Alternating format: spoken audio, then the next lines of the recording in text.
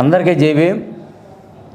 మొన్న ఏప్రిల్ 13వ తారీఖున ఆంధ్రప్రదేశ్ అబద్ధార ముఖ్యమంత్రి జగన్మోహన్ రెడ్డి మీద రాయిదాడి ఏదైతే ఉందో ఆ విషయం గురించి లేనిపోని అభూత కల్పన సృష్టించి విజయవాడ సెంట్రల్ నియోజకవర్గం తెలుగుదేశం పార్టీ మాజీ శాసనసభ్యులు, పోలిట్ బ్యూరో సభ్యులు బోండా ఉమామహేశ్వరరావు గారి మీద కొన్ని అసత్య ఆరోపణలు చేస్తూ ఆ కేసుని బోండా ఉమ్మ గారికి చుట్టేలాగా చేసిన కథలకు స్పందిస్తూ బోండా ఉమ్మ గారు, మేము స్పష్టంగా అడుగుతున్నాము, రాయిదాడి చేసింది ఎవడో ఖచ్చితంగా పట్టుకొని నిష్పక్షపాతంగా దర్యాప్తు చేసి దోషులు ఎవరో తెలిస్తే కఠినంగా శిక్షించాలి.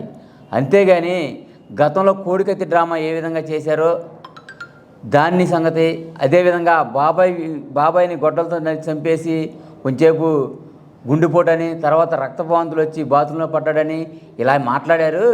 ఇది సరికాదు, ఖచ్చితంగా దానిలో దోషులు ఎవరో తేల్చాల్సిందని చెప్పి బోండవమ్మ గారు స్పష్టంగా పోలీస్ శాఖను, అదేవిధంగా లాండ్ ఆర్డర్ వారిని, ఈసీ కూడా స్పష్టమైన కొన్ని సూచనలు ఇస్తూ వాళ్ళని ఖచ్చితంగా చేయాలని చెప్పి డిమాండ్ చేయడం జరిగింది. దాన్ని అడ్డుపెట్టుకొని సెంట్రల్ నియోజకవర్గం వైసీపీ ఇన్ఛార్జి ప్రస్తుత అభ్యర్థి వెల్లంపల్లి సీన్ అనేవాడు బోండా ఉమా గారు అడుగుతున్నారు ఏంటండి అని అడిగితే, బోండా ఉమా గారు 90 తాగుతా అంతకుముందు క్వార్టర్ వేసేవాడు ఇప్పుడు ఫుల్ వేస్తున్నాడని చెప్పి బారుల్లో గ్లాసులు కడిగేవాడు భాష వాడతా అసభ్యకరమైన మాటలతో బోండా ఉమ్మ గారిని రెచ్చగొట్టే ప్రయత్నం చేస్తున్నాడు.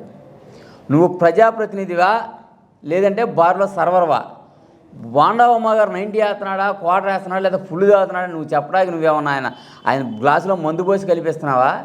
ఆయన దగ్గర ఏమన్నా గ్లాస్ బాయ్లా చేరావా? ఏ ప్రాతిపదికన మాట్లాడుతున్నావు? నువ్వు 2024లో ఇక్కడ పోటీ చేయడానికి వైసీపీ అభ్యర్థికి వచ్చిన కాడ నుంచి ప్రతిరోజు వారంలో 2-3 రోజులు ఏదో విధంగా బోండా ఉమ్మ గారిని రెచ్చగొట్టేలా మాట్లాడతాం. దానికి రియాక్ట్ అయితే కొంతమంది మాలాంటి కార్యకర్తలు రియాక్ట్ అయితే బోండా ఉమ్మ గారు నా మీద దాడి చేయించాడు, అది చేయించాడు, ఇది చేయించాడు అని సానుభూతితో, మీకు సానుభూతి రాజకీయాలు చేయటం అలవాటైంది కాబట్టి ఆ సానుభూతితో ఏదో ఒకటి లబ్ధి పొందుదామని చెప్పి ఈ విధమైన డ్రామాలు ప్లే చేస్తున్నారు.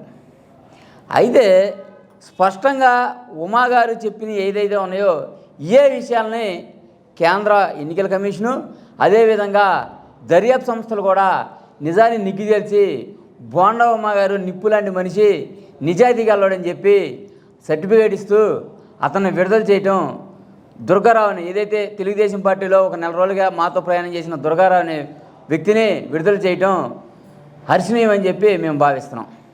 ఈ నేపథ్యంలో బోండా ఉమ్మ గారి మీద అనవసరమైన అసత్య ఆరోపణలు చేస్తూ ఎటువంటి పరిస్థితుల్లో కూడా కనీసం 35,000 40,000 మెజార్టీ తగ్గకుండా బోండా ఉమ్మ గారు గెలుస్తారు.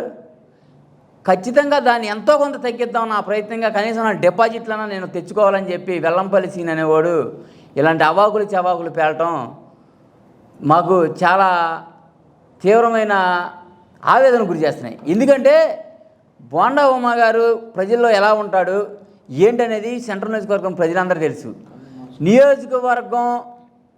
నియోజకవర్గం బోర్డర్లు ఎక్కడెక్కడ ఉన్నాయో కూడా తెలియని వెల్లంపల్లి సీన్ వచ్చి, అమ్మా నాకు కన్నుబోటు చేశారు, అయ్యా నాకు కన్నుబోటు చేశారు, మొన్నటిదాకేమో అమ్మ పింఛన్ వచ్చిందా రాకపోతే చంద్రబాబు తీశాడు, అమ్మా మీకు పింఛన్ ఇప్పుడు రాపోతే రేపు పొద్దున రాకపోతే జగన్ రాకపోతే పింఛన్ ఎవరు అని ఈ డ్రామా పెట్టి ఈ రోజునేమో కంటికి ఇంత పెద్ద స్టిక్కర్ వేసుకొని ఇప్పుడు నీకు దెబ్బ తగిలిందో లేదో పూర్తిగా వాస్తవంగా మాకు తెలియదు, ఒకవేళ తగిలింది అనుకుంటే నీ మీద దాడి ఎవరు చేశాడో నిష్పక్షపాతంగా దర్యాప్తు చేసుకోమని చెప్పాలి.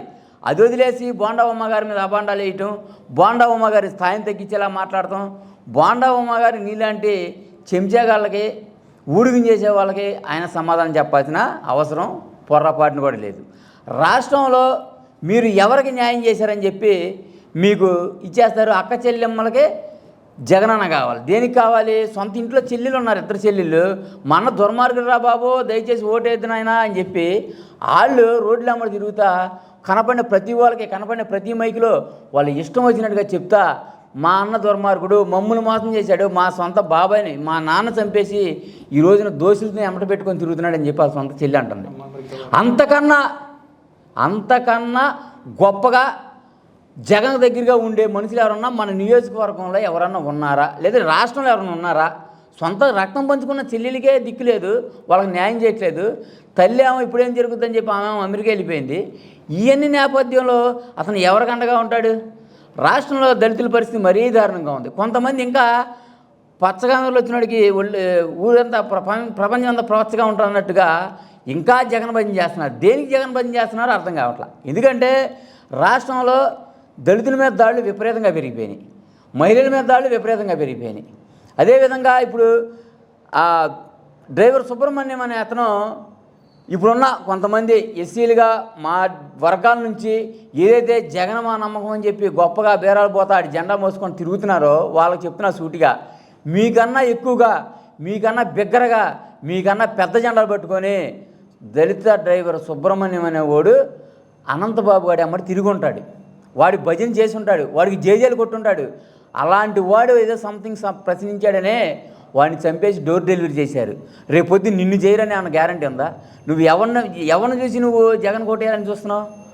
ఖచ్చితంగా రాజ్యాంగ హక్కుల్ని కాపాడేది, రాజ్యాంగబద్ధంగా పరిపాలన చేసేది తెలుగుదేశం పార్టీ అని చెప్పి ప్రతి ఒక్క దళితుడు కూడా ఎప్పుడైతే విశ్వసిస్తారో అప్పుడే ఖచ్చితంగా బాబాసాహెబ్ డాక్టర్ బిఆర్ అంబేద్కర్ గారు రాజ్యాంగం ద్వారా కల్పించిన హక్కులకి రక్షణ ఉంటుంది. ఇలాంటి హిట్లర్ లాంటి పాలకుల్ని, ఇలాంటి సైకోయిజం ఉన్న ముఖ్యమంత్రిని ఎన్నుకోవడంలో దయచేసి దళితులు ఎవరు కూడా ముఖ్య పాత్ర పోషించొద్దని చెప్పి, కనీసం మన దళిత బిడ్డల ఆత్మ ఘోషించకుండా ఉండాలంటే, మన దళిత బిడ్డల ఆత్మ శాంతించాలంటే ఖచ్చితంగా రేపు రాబోయే ఎన్నికల్లో 29 అసెంబ్లీ రిజర్వ్ స్థానాల్లో, అదేవిధంగా 7 ఎస్టీ రిజర్వేషన్ స్థానాల్లో కూడా తెలుగుదేశం పార్టీ, జనసేన, టీడీపీ కూటమి విజయం సాధించి ఆంధ్రప్రదేశ్ రాష్ట్రంలో ప్రశ్నించి ఏదైతే చనిపోయారో ప్రశ్నించి, ఇప్పుడు మనం ప్రశ్నించడమే మన హక్కుగా ఉంది. భారతదేశంలో ఒక గొప్ప విషయం ఏంటంటే, భారత రాజ్యాంగం కల్పించిన గొప్ప హక్కు ఏంటంటే ప్రశ్నించే హక్కు. ప్రశ్నించే హక్కును ప్రశ్నించి దాని ద్వారా ప్రాణాలు కోల్పోయిన దళిత బిడ్డల ఆత్మ శోభించకుండా శాంతించాలంటే ఖచ్చితంగా ఈ సైకో ప్రభుత్వాన్ని గద్దెదించాలి. దయచేసి రాష్ట్ర వ్యాప్తంగా ఉన్న దళిత సోదరులందరూ కూడా మరొకసారి దండం పెట్టుకొని చెప్తున్నాను, దయచేసి ఈ దళిత ద్రోహి జగన్మోహన్ రెడ్డి ఓటేయొద్దని చెప్పి మీ అందరిని వేడుకుంటున్నా. ఎందుకంటే మనమందరం అంతా దేవుడిగా భావించే బాబాసాహెబ్ డాక్టర్ బిఆర్ అంబేద్కర్ గారి పేరుతో గతంలో చంద్రబాబు నాయుడు గారు ముఖ్యమంత్రిగా ఉన్నప్పుడు విదేశీ విద్య, డాక్టర్ బిఆర్ అంబేద్కర్ విదేశీ విద్య అని పెట్టి దాదాపు 5,400 మందిని విదేశీ విద్యకి చేసి తద్వారా 540 కోట్లు ఖర్చు పెట్టిన ఘనత గతంలో తెలుగుదేశం పార్టీ, అదేవిధంగా చంద్రబాబు నాయుడు గారి ఉంది.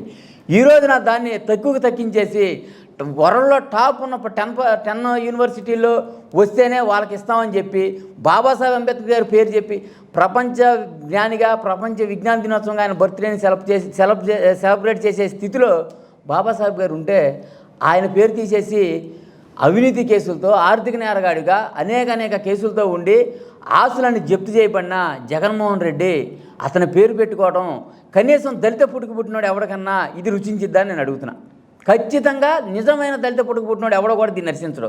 అదే నేను అంబేద్కర్ గారి పేరు ఏదైతే ఏంటి విదేశీ విద్య కొనసాగుతుందంటే ఏంటి అసలు కనీసం ఇదన్నా ఉందా? ఇప్పుడు మీ నాన్న ఉన్నాడు, ఇక కొన్ని విషయాలు మనం మాట్లాడుకోకూడదు, ఎందుకంటే సోషల్ మీడియా వేదికగా అలాంటి కొన్ని మాట్లాడకూడదు మాట్లాడుతున్నాను. దయచేసి నా దళిత సోదరులారా, రాష్ట్ర వ్యాప్తంగా ఉన్న ఈ జగన్మోహన్ రెడ్డి సైకో ప్రభుత్వాన్ని గద్దెదించాలని, అదేవిధంగా విజయవాడ సెంట్రల్ నియోజకవర్గంలో ఎవడిని కుట్రలు పనినా బోండా ఉమ్మ గారి వెంట్రుకు కూడా ఎవడ కదిలించలేడు. గత 5 ఏళ్ళుగా అంటే 2019 నుంచి గవర్నమెంట్ 18 కాడ నుంచి బోండా ఉమ్మ కబ్జాగోరు దారుణాలు చేశాడు, గూండాయిజం చేశాడు, ఇది చేశాడు, రోజు ఒకటే గోల. కనీసం ఒక్కదానిలో ఉన్న కేసు అన్న నమోదు చేసే దమ్ము ధైర్యం ఉందా? ఎందుకంటే ఆధారాలు లేవు. ఆయన నిజాయితీకి, నీతికి మారుపేరుగా ఆయన ఉన్న 5 సంవత్సరాలు కూడా స్వర్ణయుగంలాగా ఎవడన్నా వెళ్ళని. ఇప్పుడు మీరు వాడుతున్నారు కులం చూడడం, మతం చూడడం, ఇంకోటి చూడడం. అది వాస్తవంగా బోండా ఉమ్మ గారి పనితీరు అది మీకు డైలాగ్ కాదు. బోండావమ్మ గారి పనితీరు. ఆయన వాస్తవంగా కులం చూడ్డు, ప్రాంతం చూడ్డు. ఎక్కడ మైలువారంలో అయినా ఆయన సంబంధం లేదు. ఆయన దగ్గరికి వచ్చాడంటే పని చేసి పెడతాడు. తిరుగురోడైనా సరే పని చేసి పెడతాడు. అతనికి ఏంటంటే ఆంధ్రప్రదేశ్ రాష్ట్రం వ్యక్తి అయితే చాలు. That is Bondavamma. గుర్తుపెట్టుకో. నువ్వు ఇలాంటి ఎన్ని చిల్లరేసాలు వేస్తే ఏమన్నా పశ్చిమ నియోజకవర్గంలో చిల్లరేసాలు వేసుకో తప్ప ఇది విజయవాడ సెంట్రల్ గడ్డ, బోండావమ్మ అడ్డ. ఖచ్చితంగా ఈ గులకరాల డ్రామాలు, కోడికత్తి డ్రామాలు, ఇలాంటి డ్రామాలన్నీ వేసి అనవసరంగా జనాల్లో కాస్తో కూస్తో చూద్దాంలే ఏదో వచ్చాడని కనీసం నీకు పడే 4-5 ఓట్ల కన్నా కూడా అవి దూరం చేసుకునే పరిస్థితి లేకుండా నీ కంటి డ్రామా ఆపేసి ఖచ్చితంగా నువ్వు సరిగ్గా నీ బాధ నువ్వు పడాలని చెప్పి, అదేవిధంగా గతంలో 3 సంవత్సరాలు, గతంగా 3 ఎన్నికల్లో కూడా, అంటే గౌతమ్ రెడ్డి 2014 గౌతమ్ రెడ్డి గారు కానీ, అదేవిధంగా 2019 మల్లాది విష్ణు గారు కానీ, వాళ్ళు ప్రజాస్వామ్యబద్ధంగా ఎన్నికల సరళను పరిశీలించి ఎన్నికల సరళ ప్రకారం ఎలాగైతే ఎన్నికలకు వెళ్ళారో ఆ విధంగా ప్రచారంకి వెళ్ళి బోండావమ్మ గారిని అనవసరమైన మాటలని, బోండావమ్మ గారి అనుచరుల్ని, టీడీపీ కార్యకర్తలను రెచ్చగొట్టే పనులు మానుకొని నీ పని నువ్వు చూసుకోవాలని చెప్పి మరొకసారి విజయవాడ సెంట్రల్ నియోజకవర్గం ఎస్సీసీఎల్ ప్రధాన కార్యదర్శిగా వెల్లంపల్లి సీనుని సూటిగా హెచ్చరిస్తున్నాం.